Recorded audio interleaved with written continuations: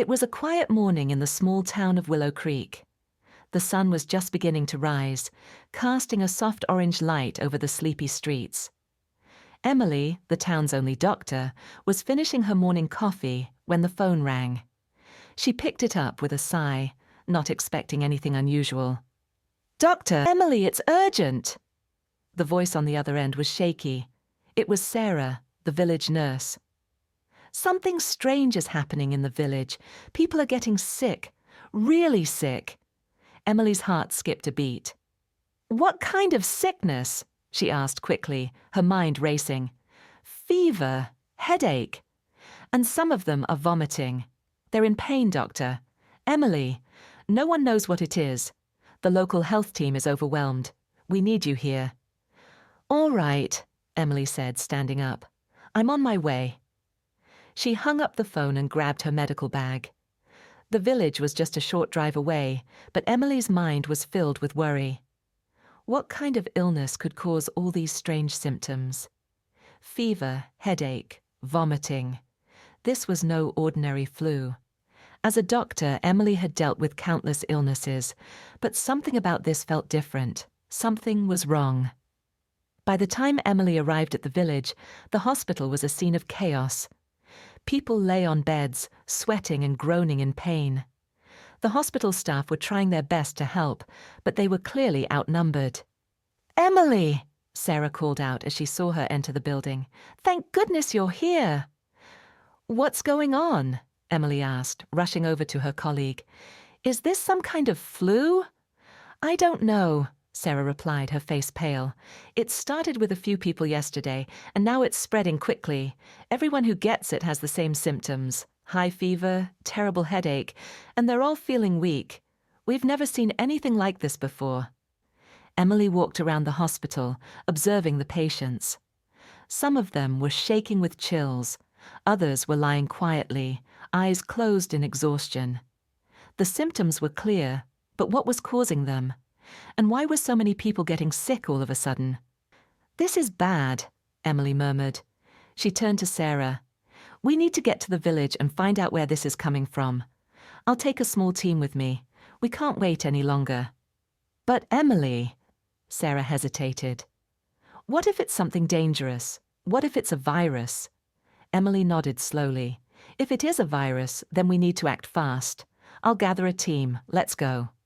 She quickly assembled a small group: Sarah, a nurse named Alex, and Dr. Wilson, another doctor from the hospital. They would head to the village immediately to investigate the situation. As they left the hospital and made their way through the village, Emily could feel the tension in the air. People were moving quietly in the streets, looking worried. The once lively town now felt like a place frozen in fear. Emily knew they didn't have much time. Whatever this illness was, it was spreading fast, and she needed to find out what was causing it. The team arrived at the first house where people had reported feeling sick. Inside, an elderly woman lay in bed, trembling with fever. Her daughter, standing at her side, looked exhausted and frightened. "How long has she been sick?" Emily asked gently. "Since yesterday afternoon," the daughter replied. "It started with a headache, then the fever came. She's been vomiting all night. I don't know what to do." Emily checked the woman's temperature and took a quick look at her symptoms. It was clear that this was not just the flu. Something more serious was happening. "This is strange," Emily said, her voice low. "We need to get blood samples from all the patients and send them to the lab. I have a feeling this might be something viral, but we need to confirm it." As they left the house and went to the next, Emily's thoughts raced. How could a virus appear so suddenly? And why was it affecting so many people? There were too many questions, and not enough answers. "Let's get to work," Emily said to her team. "We need to figure this out before it spreads any further." As the team moved on to the next house, Emily felt the weight of responsibility on her shoulders. The village was counting on her, and she couldn't let them down. As Emily and her team arrived at the village, the situation had worsened. What had started as a few isolated cases had quickly turned into an epidemic.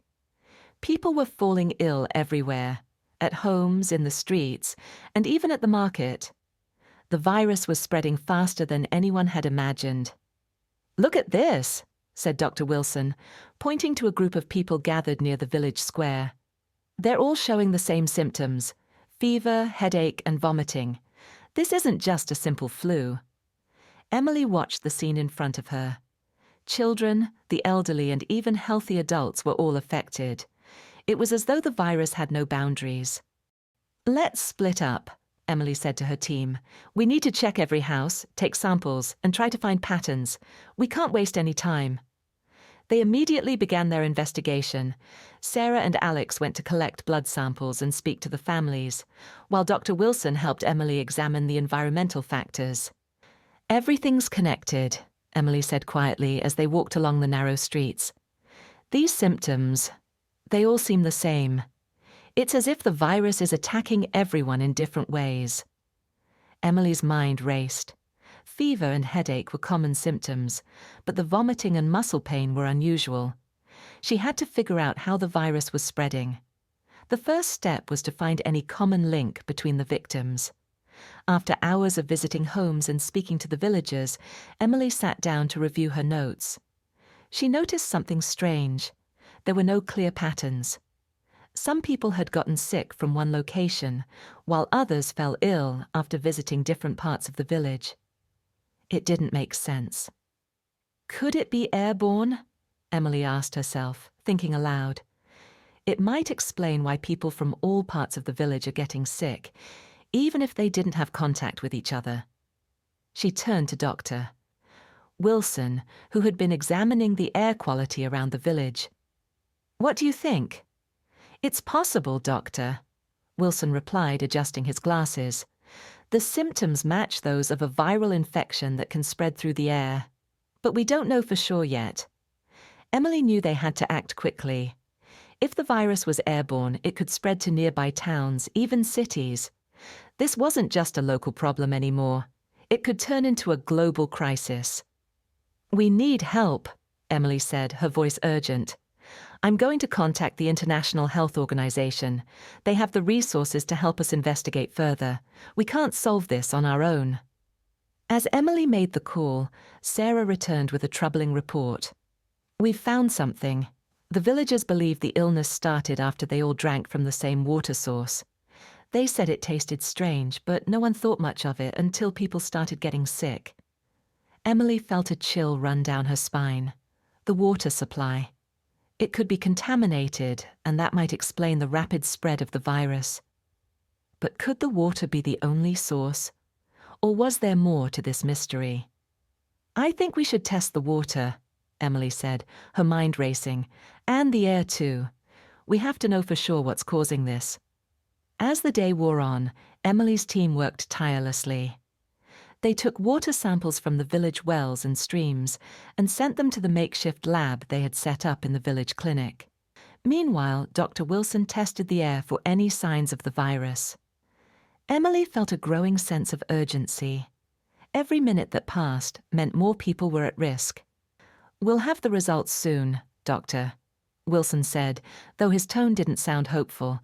"But I don't think we can wait much longer." Just then, Emily received a call from the International Health Organization. "Dr. Emily, we've received your request for assistance. We're sending a team to your location. In the meantime, we'll provide you with more equipment and medical supplies." "Thank you," Emily replied, feeling a wave of relief. But she knew it wasn't enough. She needed answers, and she needed them now. As night fell over the village, the team gathered for a quick meeting. The virus was spreading, and there was still so much they didn't know. But Emily was determined to find the truth.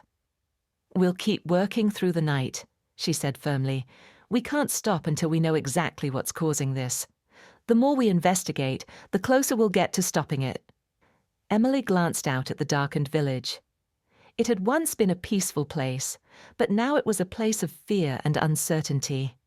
She knew that time was running out, and the answers they needed could be just around the corner, or they could be buried in the shadows of the unknown.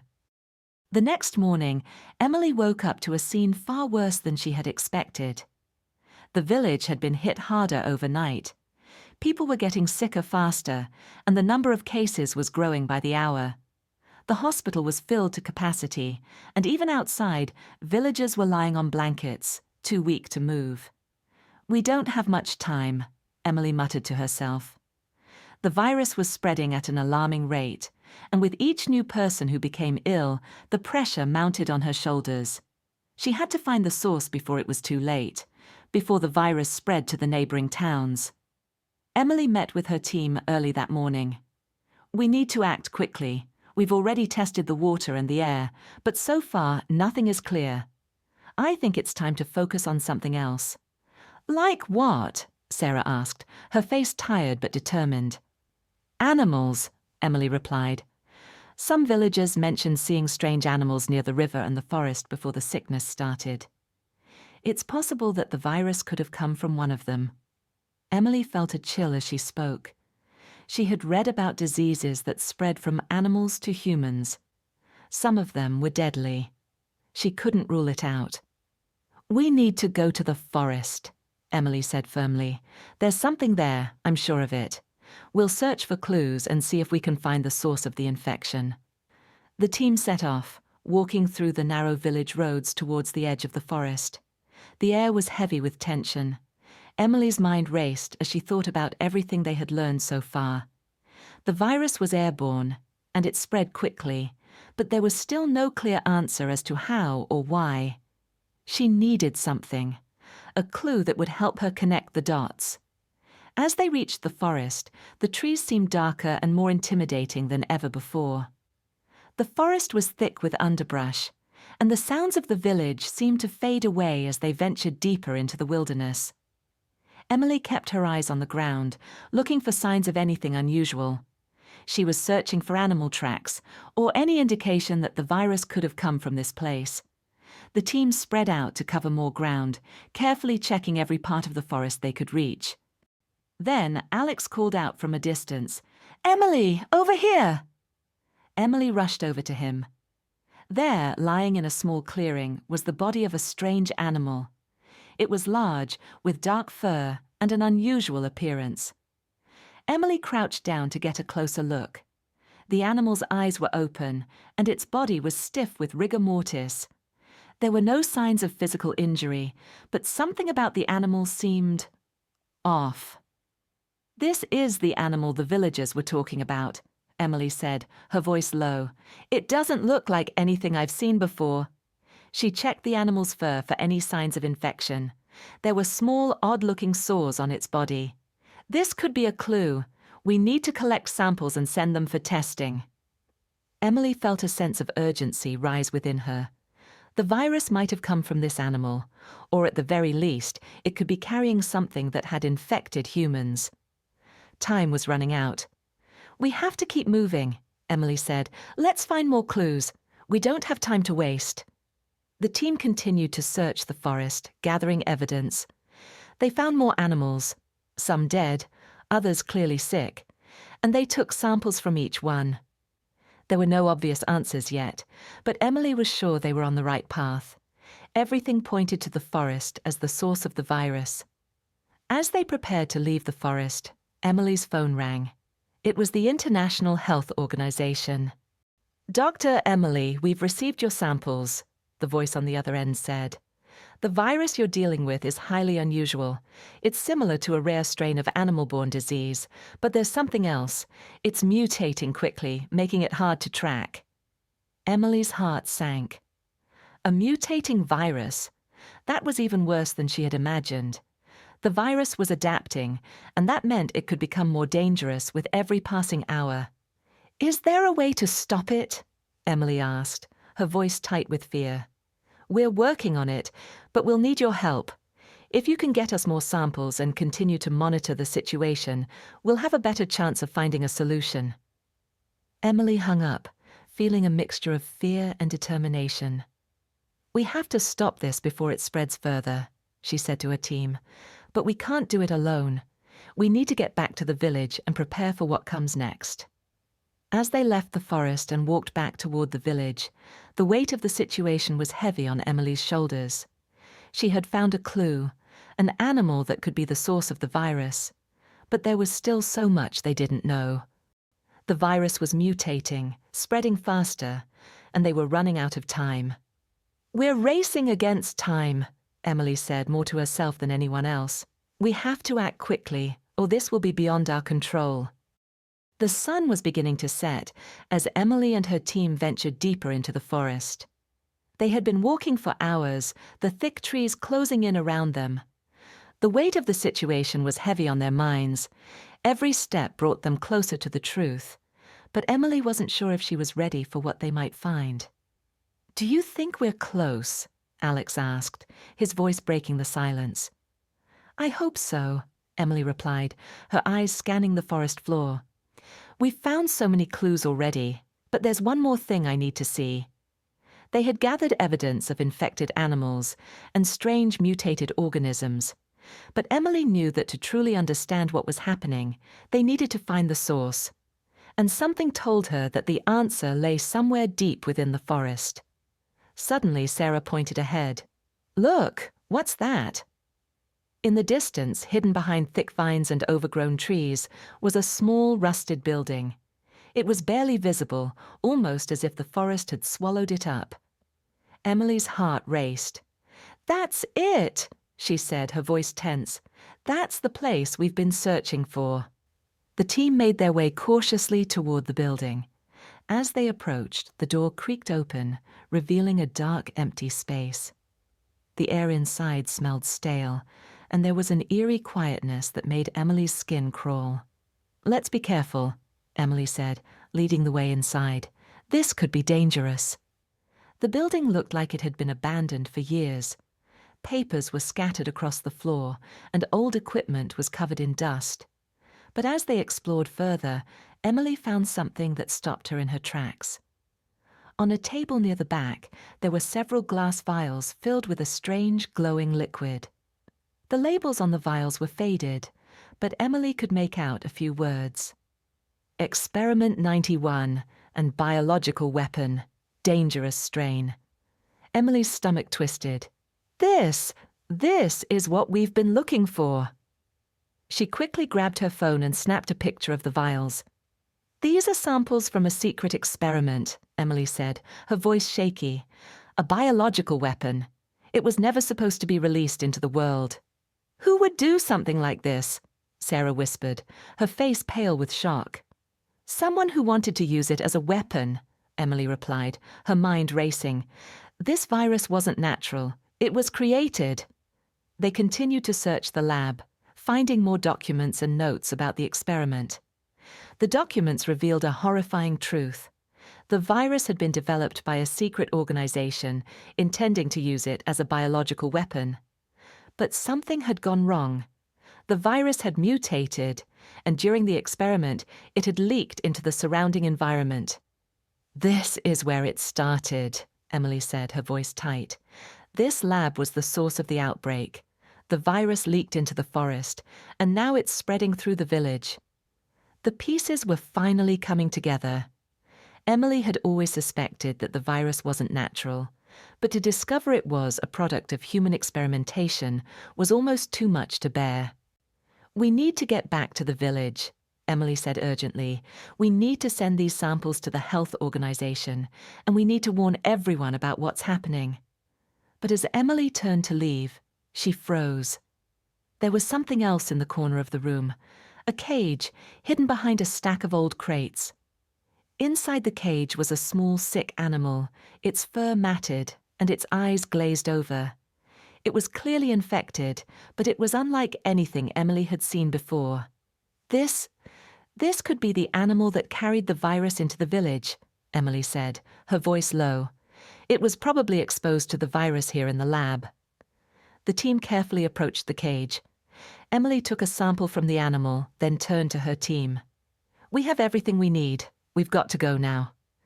The journey back to the village felt longer than before, the weight of the truth pressing down on them. Emily knew that the virus was spreading faster than anyone had anticipated.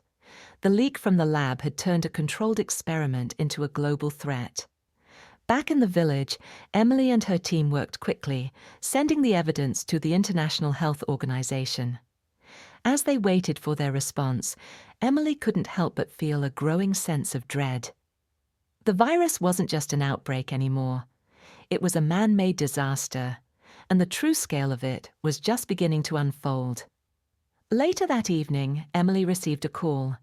It was the health organization. "Dr. Emily, we've received the samples," the voice on the other end said. "We've confirmed your suspicions. This is a biological weapon, and it's spreading faster than we can track. We've already started working on a cure, but it's going to take time. We need you to keep monitoring the situation and make sure the virus doesn't spread to other areas." Emily's heart sank as she listened. Is there anything we can do to stop it now? For now, all we can do is contain it. Keep the village isolated and make sure everyone stays inside until we have a solution. As Emily ended the call, she felt a sense of helplessness wash over her. She had found the truth, but it had come at a terrible cost.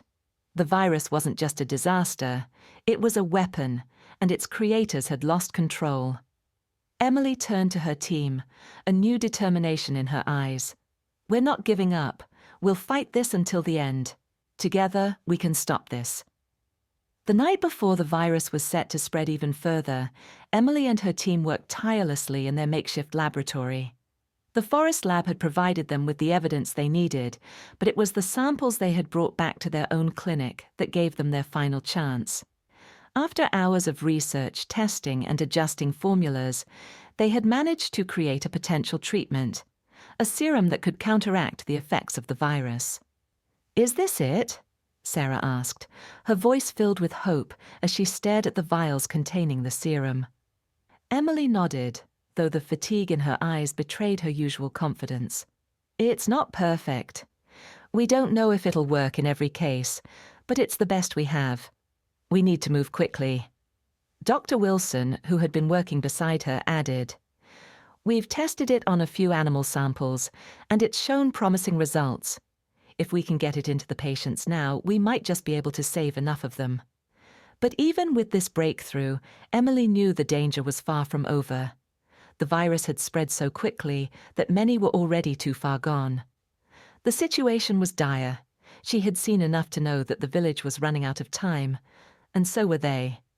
"Let's go," Emily said, her voice steady despite the chaos of her thoughts. "We have no time to waste." The team loaded the serum into their medical kits and set off for the village. The streets, once filled with the sounds of daily life, were eerily quiet. Now only the sick and the elderly remained in their homes, too weak to move. When they arrived at the hospital, the scene was even worse than they had feared.